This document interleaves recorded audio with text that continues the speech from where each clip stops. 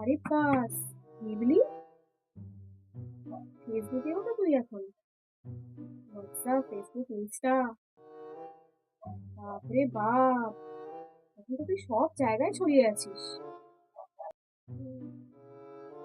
মার্কেটে তো তোর প্রচুর ডিমান্ড রে। তো ভ্যামটা কি ওই জন্যই বেড়েছে? হতেই পারে। তুই তো যুগে যুগে চলিস, কিন্তু তাও দেখ, এই কদিনই সবার মন জয় করে নিয়েছে। সবাই এখন আমাকে নিয়েই চলে। তাও ভাই যতই বল, তোর তো এখন প্রচুর দর বেড়ে গেছে, তোকে তো আবার কেউ এখন আনলিমিটেড ফ্রিতে পায়ও না সাবস্ক্রিপশন ছাড়া। তাহলে নিশ্চয়ই বুঝতেই পারছিস যে আমার কতটাই গুরুত্ব।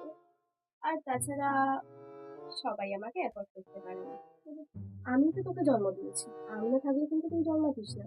তোর কোনো অস্তিত্বই থাকতো না। অহংকার করছিস কর, কিন্তু বেশি অহংকার করা কিন্তু ভালো না। আফটার অল তুই কিন্তু আমার উপর নির্ভর করেই লোকের কাছে ফেমাস হয়েছিস, এটা ভুলে যাস না।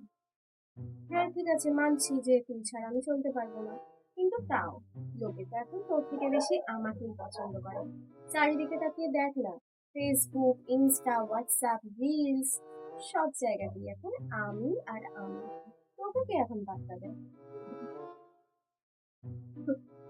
তুই তো মাত্র দুদিনের অতিথি, তাতেই তোর এত অহংকার।